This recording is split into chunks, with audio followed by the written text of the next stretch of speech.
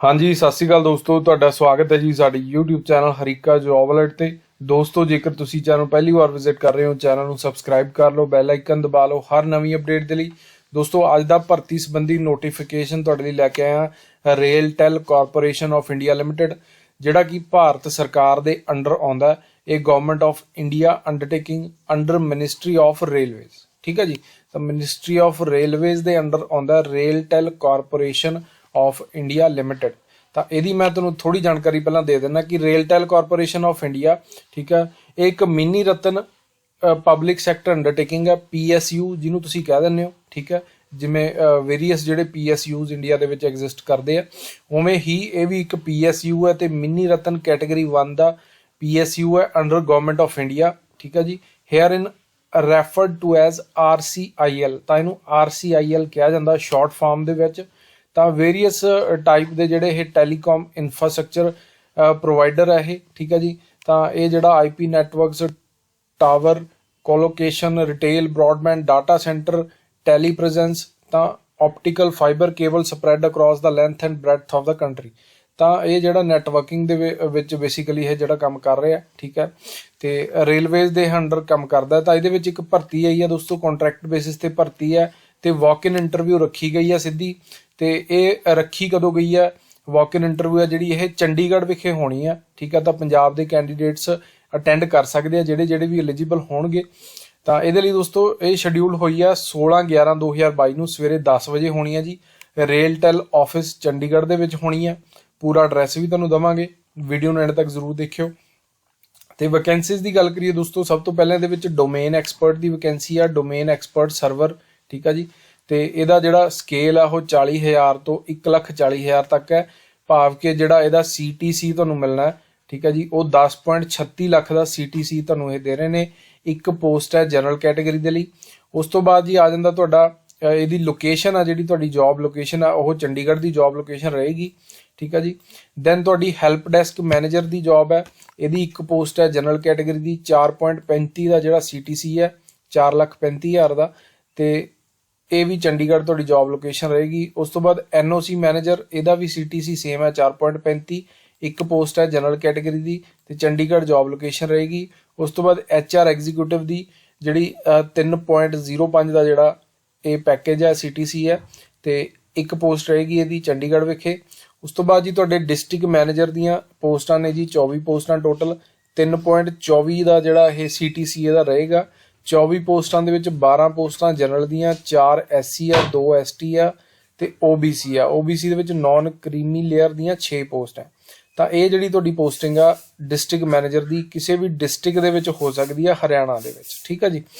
ਤੇ ਉਹਨੂੰ ਤੁਸੀਂ ਐਨੂਅਲੀ ਜਿਹੜਾ ਕੱਢ ਕੇ ਦੇਖ ਲੈਣਾ, ਕਿਉਂਕਿ 1 ਸਾਲ ਦੀ ਸੈਲਰੀ ਤੁਹਾਨੂੰ ਦੱਸੀ ਹੋਈ ਹੈ CTC। ਬੇਸਿਕਲੀ ਇਹਦੇ ਵਿੱਚ ਥੋੜੀ ਬਹੁਤੀ ਕਟੌਤੀ ਵੀ ਹੁੰਦੀ ਹੈ ਤੇ ਉਹਦੇ ਹਿਸਾਬ ਨਾਲ ਤੁਹਾਡਾ ਜਿਹੜਾ ਸੈਲਰੀ ਪੈਕੇਜ ਇਹ ਬਣਨਾ। ਤੇ ਉਸ ਤੋਂ ਬਾਅਦ ਜੀ ਇਹਦੀ ਕੁਆਲੀਫਿਕੇਸ਼ਨ ਵਗੈਰਾ ਦੇਖਾਂਗੇ। ਤੇ ਉਸ ਤੋਂ ਬਾਅਦ ਇਹਦੇ ਸੰਬੰਧੀ ਲਿਖਿਆ ਵੀ ਹੋਇਆ ਕਿ ਜਿਹੜੀ ਸਿਲੈਕਸ਼ਨ ਆ ਇਹਨਾਂ ਪੋਸਟਾਂ ਦੀ, ਉਹ ਪ੍ਰੋਜੈਕਟਸ ਇਹਨਾਂ ਦੇ ਚੱਲ ਰਹੇ ਆ ਹਰਿਆਣਾ ਚੰਡੀਗੜ੍ਹ ਦੇ ਵਿੱਚ, ਤੇ ਇੱਥੇ ਹੀ ਜਿਹੜੀ ਤੁਹਾਡੀ ਪੋਸਟਿੰਗ ਹੋਏਗੀ, ਕੋਈ ਹੋਰ ਜਗ੍ਹਾ ਤੁਹਾਡੀ ਪੋਸਟਿੰਗ ਨਹੀਂ ਅਸੈਪਟ ਕੀਤੀ ਜਾਏਗੀ। ਤੇ ਜਿੱਥੇ ਲਗਾਉਣਗੇ ਉੱਥੇ ਤੁਹਾਨੂੰ ਰਹਿਣਾ। ਤੇ ਟੈਨਿਓਰ ਇਹਦਾ ਲਿਖਿਆ ਕੰਟਰੈਕਟ ਦਾ, ਇਨੀਸ਼ੀਅਲੀ ਤੁਹਾਨੂੰ 2 ਸਾਲ ਦੇ ਲਈ ਰੱਖਿਆ ਜਾਏਗਾ, ਠੀਕ ਹੈ ਜੀ। ਤੇ ਉਸ ਤੋਂ ਬਾਅਦ ਐਕਸਟੈਂਡੇਬਲ ਕੰਟਰੈਕਟ ਹੈ, ਇਹ ਅੱਗੇ ਤੁਹਾਡਾ ਵੱਧਦਾ ਰਹਿਣਾ। ਤੇ ਜੇਕਰ ਕੋਈ ਦਿੱਕਤ ਪਾਈ ਜਾਂਦੀ ਹੈ ਤੁਹਾਡੀ ਪਰਫਾਰਮੈਂਸ ਦੇ ਵਿੱਚ ਜਾਂ ਕੁਛ ਹੋਰ, ਤਾਂ ਤੁਹਾਨੂੰ ਬਿਨਾਂ ਦੱਸੇ ਜਿਹੜਾ ਇਹ ਤੁਹਾਨੂੰ ਟਰਮੀਨੇਟ ਇੱਥੋਂ ਕੀਤਾ ਜਾਏਗਾ। ਤੇ ਜੇਕਰ ਤੁਸੀਂ ਛੱਡਣਾ ਚਾਹੁੰਦੇ ਹੋ ਤਾਂ ਨੋਟਿਸ ਪੀਰੀਅਡ ਦੇਣਾ, ਉਹ ਵੀ ਤੁਹਾਨੂੰ ਅੱਗੇ ਦੱਸਦੇ ਹਾਂ। ਤੇ ਮਿਨੀਮਮ ਐਸੈਂਸ਼ੀਅਲ ਕੁਆਲੀਫਿਕੇਸ਼ਨ ਦੀ ਗੱਲ ਕਰਾਂਗੇ ਅੱਗੇ ਕਿ ਕਿਹੜੀ ਕੁਆਲੀਫਿਕੇਸ਼ਨ ਤੁਹਾਨੂੰ ਇਹਦੇ ਲਈ ਚਾਹੀਦੀ ਆ। ਤੇ ਅੱਗੇ ਇਹਨਾਂ ਨੇ ਐਕਸਪੀਰੀਅੰਸ ਬਾਰੇ ਲਿਖਿਆ ਕਿ ਐਕਸਪੀਰੀਅੰਸ ਜਿਹੜਾ ਕਿੱਦਾਂ ਕਾਊਂਟ ਕੀਤਾ ਜਾਏਗਾ। ਤੇ ਜਿਹੜਾ ਐਕਸਪੀਰੀਅੰਸ ਆ ਤੁਹਾਡਾ ਉਹ ਜਾਂ ਤਾਂ ਸੈਂਟਰਲ ਹੋਵੇ ਜਾਂ ਸਟੇਟ ਗਵਰਨਮੈਂਟ ਦਾ ਹੋਵੇ ਜਾਂ PSU ਦਾ ਹੋਵੇ ਜਾਂ ਫਿਰ ਪ੍ਰਾਈਵੇਟ ਸੈਕਟਰ ਦਾ ਹੋਵੇ, ਠੀਕ ਹੈ। ਤਾਂ ਇਹਨਾਂ ਨੇ ਇੱਕ ਸਪੈਸ਼ਲ ਪੁਆਇੰਟ ਲਿਖਿਆ, point number 4, experience gained after obtaining the minimum education qualification prescribed for the post will be taken into consideration for ascertaining eligibility for the post, ਠੀਕ ਹੈ ਜੀ। ਤਾਂ ਐਕਸਪੀਰੀਅੰਸ ਆ ਜਿਹੜਾ ਉਹ ਤੁਹਾਡਾ ਇਹ ਤੋਂ ਬਾਅਦ ਦਾ ਹੋਣਾ ਚਾਹੀਦਾ। ਕੁਆਲੀਫਿਕੇਸ਼ਨ ਜੋ ਤੁਸੀਂ obtain ਕਰ ਲਈ, ਦੈਨ ਉਸ ਤੋਂ ਬਾਅਦ ਤੁਹਾਡਾ ਐਕਸਪੀਰੀਅੰਸ ਜਿਹੜਾ ਸਟਾਰਟ ਹੋਣਾ। ਭਾਵ ਕਿ ਐਕਸਪੀਰੀਅੰਸ ਜਿਹੜਾ ਤੁਹਾਡਾ ਪੋਸਟ ਕੁਆਲੀਫਿਕੇਸ਼ਨ ਹੁੰਦਾ। ਉਸ ਤੋਂ ਬਾਅਦ ਇੱਥੇ ਇੱਕ ਪੁਆਇੰਟ ਲਿਖਿਆ ਇਹਨਾਂ ਨੇ, ਐਨੀ teaching experience or any period spent as apprentice, trainee, projects, summer placement, internship etc which may be essential for obtaining the degree, diploma, certificate will not count towards experience for the purpose of recruitment। ਤਾਂ ਇੱਥੇ ਨੇ ਲਿਖਿਆ ਕਿ ਕੋਈ ਵੀ teaching experience, ਕੋਈ ਤੁਸੀਂ apprentice ਕੀਤੀ ਆ, ਟ੍ਰੇਨੀ ਦੇ ਤੌਰ ਤੇ ਤੁਸੀਂ ਕੰਮ ਕੀਤਾ, ਪ੍ਰੋਜੈਕਟ ਦੇ ਵਿੱਚ ਕੀਤਾ, ਸਮਰ ਪਲੇਸਮੈਂਟ 'ਚ ਕੰਮ ਕੀਤਾ ਜਾਂ ਇੰਟਰਨ ਐਜ਼ ਏ ਇੰਟਰਨ ਤੁਸੀਂ ਕੰਮ ਕੀਤਾ, ਤਾਂ ਉਹ ਤੁਹਾਡਾ ਕੰਸੀਡਰ ਨਹੀਂ ਕੀਤਾ ਜਾਏਗਾ। ਇਹਨਾਂ ਨੇ ਸਾਫ਼ ਤੇ ਸਪਸ਼ਟ ਇੱਥੇ ਲਿਖਿਆ ਹੋਇਆ। ਤਾਂ ਹਰ ਰਿਕਰੂਟਮੈਂਟ 'ਚ ਮੇਰੇ ਹਿਸਾਬ ਨਾਲ ਇਹ ਪੁਆਇੰਟ ਜਿਹੜੇ ਇਹਨਾਂ ਨੂੰ ਪ੍ਰੋਪਰਲੀ ਦੇਣੇ ਚਾਹੀਦੇ ਆ, ਤਾਂ ਕਿ ਜਿਹੜਾ ਕੋਈ ਵੀ ਕਨਫਿਊਜ਼ਨ ਨਾ ਰਹੇ ਕਿ ਕਿਹੜਾ ਐਕਸਪੀਰੀਅੰਸ ਚੱਲਣਾ ਕਿਹੜਾ ਨਹੀਂ ਚੱਲਣਾ। ਉਸ ਤੋਂ ਬਾਅਦ ਜੀ ਏਜ ਲਿਮਿਟ ਆ ਜਿਹੜੀ ਮਿਨੀਮਮ 21 ਸਾਲ ਦੀ ਏਜ ਲਿਮਿਟ ਆ, ਮੈਕਸੀਮਮ 50 ਸਾਲ ਤੱਕ ਦੀ ਆ। ਏਜ ਰਿਲੈਕਸੇਸ਼ਨ ਰੱਖੀ ਗਈ ਆ SC ST OBC ਲਈ ਸੈਂਟਰ ਗਵਰਨਮੈਂਟ ਦੇ ਰੂਲਸ ਦੇ ਅਕੋਰਡਿੰਗ। ਤੇ ਕ੍ਰੂਸ਼ੀਅਲ ਜਿਹੜੀ ਡੇਟ ਰੱਖੀ ਗਈ ਆ ਐਲੀਜੀਬਿਲਿਟੀ ਕ੍ਰਾਈਟੇਰੀਆ ਦੇ ਲਈ, ਠੀਕ ਆ ਜੀ, ਤੇ ਉਹ ਡੇਟ ਤੁਹਾਡੀ ਰੱਖੀ ਗਈ ਆ ਦੋਸਤੋ ਜਿਹੜੀ ਤੁਹਾਡੀ ਨੋਟੀਫਿਕੇਸ਼ਨ ਦੀ ਡੇਟ ਆ। ਤੇ ਸਕੀਮ ਆਫ ਸਿਲੈਕਸ਼ਨ ਅੱਗੇ ਆਪਾਂ ਉਸ ਤੋਂ ਪਹਿਲਾਂ ਦੀ ਕੁਆਲੀਫਿਕੇਸ਼ਨ ਚੈੱਕ ਕਰ ਲੈਂਦੇ ਹਾਂ ਤਾਂ ਕਿ ਪਤਾ ਲੱਗ ਸਕੇ ਕਿ ਇਹਦੇ ਵਿੱਚ ਕੌਣ ਜਿਹੜਾ ਐਲੀਜੀਬਲ ਆ ਕੈਂਡੀਡੇਟ। ਤੇ ਇਹਦੀ ਕੁਆਲੀਫਿਕੇਸ਼ਨ ਦੇ ਵਿੱਚ ਦੋਸਤੋ ਸਭ ਤੋਂ ਪਹਿਲਾਂ ਜਿਹੜੀ ਕੁਆਲੀਫਿਕੇਸ਼ਨ ਆ ਡੋਮੇਨ ਐਕਸਪਰਟ ਸਰਵਰ ਦੀ ਜਿਹੜੀ ਪੋਸਟ ਹੈ ਉਹਦੇ ਲਈ ਤੁਸੀਂ BE ਜਾਂ ਫਿਰ BTech ਕੀਤੀ ਹੋਵੇ ECE ਦੇ ਵਿੱਚ, ਜਾਂ ਫਿਰ ਤੁਸੀਂ IT ਦੇ ਵਿੱਚ ਕੀਤੀ ਹੋਵੇ, ਜਾਂ ਫਿਰ CS ਦੇ ਵਿੱਚ ਕੀਤੀ ਹੋਵੇ, ਜਾਂ ਫਿਰ ਤੁਸੀਂ MCA ਕੀਤੀ ਹੋਵੇ, ਠੀਕ ਹੈ ਜੀ। ਤਾਂ ਇਹਨਾਂ ਡਿਗਰੀਜ਼ ਦੇ ਵਿੱਚੋਂ ਕੋਈ ਵੀ ਇੱਕ ਡਿਗਰੀ ਹੋਵੇ। ਸਰਟੀਫਿਕੇਸ਼ਨ ਜਿਹੜੀ ਮੈਂਡੇਟਰੀ ਹੈ, ਮੈਂਡੇਟਰੀ ਸਰਟੀਫਿਕੇਸ਼ਨ ਇੱਥੇ ਲਿਖੀ ਹੈ ਇਹਨਾਂ ਨੇ, ਉਹ ਸਰਟੀਫਿਕੇਸ਼ਨ ਤੁਹਾਡੀ MCSA RHEL MCSE ਜਾਂ ਫਿਰ ਇਹਦੇ ਇਕੁਇਵਲੈਂਟ ਕੋਈ ਸਰਟੀਫਿਕੇਸ਼ਨ ਤੁਹਾਡੇ ਕੋਲ ਹੋਣੀ ਚਾਹੀਦੀ ਆ। ਤੇ ਮੈਂਡੇਟਰੀ ਐਕਸਪੀਰੀਅੰਸ ਜਿਹੜਾ ਇਹਨਾਂ ਨੇ ਲਿਖਿਆ ਕਿ 5 years ਪੋਸਟ ਕੁਆਲੀਫਿਕੇਸ਼ਨ ਇਨ ਰੈਲੇਵੈਂਟ ਏਰੀਆ ਜੌਬ ਰਿਸਪੌਂਸਿਬਿਲਿਟੀਜ਼, ਠੀਕ ਆ ਜੀ। ਤਾਂ ਬੜਾ ਵਧੀਆ ਤਰੀਕੇ ਨਾਲ ਡਿਫਾਈਨ ਕੀਤਾ ਹੋਇਆ ਇੱਥੇ ਐਕਸਪੀਰੀਅੰਸ ਦਾ ਇਹਨਾਂ ਨੇ ਕਿ ਜਿਹੜਾ ਤੁਹਾਨੂੰ ਐਕਸਪੀਰੀਅੰਸ ਚਾਹੀਦਾ ਉਹ 5 ਸਾਲ ਦਾ ਚਾਹੀਦਾ ਤੇ ਰੈਲੇਵੈਂਟ ਚਾਹੀਦਾ। ਰੈਲੇਵੈਂਟ ਦਾ ਵੀ ਇਹਨਾਂ ਨੇ ਨਾਲ ਇੱਕ ਮਤਲਬ ਦੇਤਾ ਕਿ ਰੈਲੇਵੈਂਟ ਅਸੀਂ ਕਿਹੜਾ ਮੰਨਾਂਗੇ, ਠੀਕ ਹੈ। ਇਹਨਾਂ ਨੇ ਜੌਬ ਡਿਸਕ੍ਰਿਪਸ਼ਨ ਦੇਤੀ ਜਾਂ ਜੌਬ ਰਿਸਪੌਂਸਿਬਿਲਿਟੀਜ਼ ਦੇਤੀਆਂ ਕਿ ਜਿਨ੍ਹਾਂ ਨੇ ਇਹ ਕੰਮ ਕੀਤਾ ਹੋਇਆ ਉਹਨੂੰ ਰੈਲੇਵੈਂਟ ਜਿਹੜਾ ਮੰਨਿਆ ਜਾਏਗਾ, ਠੀਕ ਹੈ।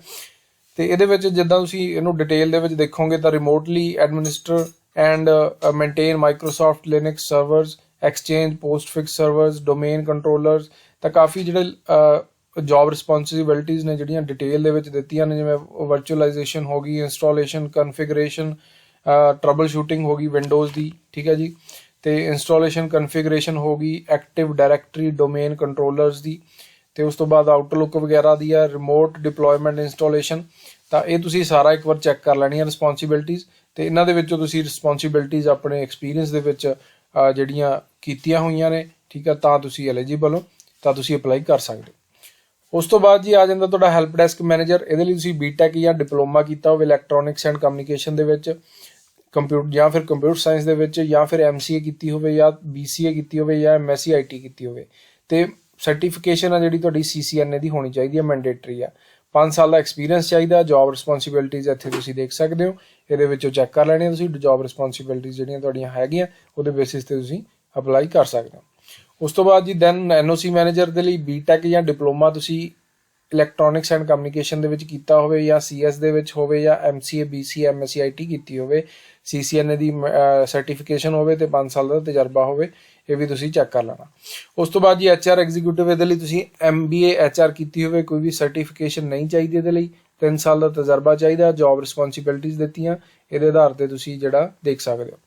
ਦੈਨ ਦੋਸਤੋ ਡਿਸਟ੍ਰਿਕਟ ਮੈਨੇਜਰ ਦੀਆਂ ਜਿਹੜੀਆਂ 24 ਪੋਸਟਾਂ ਇਹਦੇ ਲਈ ਤੁਸੀਂ BTech ਕੀਤੀ ਹੋਵੇ ਜਾਂ ਫਿਰ ਡਿਪਲੋਮਾ ਕੀਤਾ ਹੋਵੇ ਇਲੈਕਟ੍ਰੋਨਿਕਸ ਐਂਡ ਕਮਿਊਨੀਕੇਸ਼ਨ ਦੇ ਵਿੱਚ, ਜਾਂ ਫਿਰ CS ਦੇ ਵਿੱਚ, ਜਾਂ IT ਦੇ ਵਿੱਚ, ਜਾਂ ਫਿਰ MCA ਕੀਤੀ ਹੋਵੇ, ਜਾਂ BCA ਕੀਤੀ ਹੋਵੇ, ਜਾਂ MSc IT ਕੀਤੀ ਹੋਵੇ।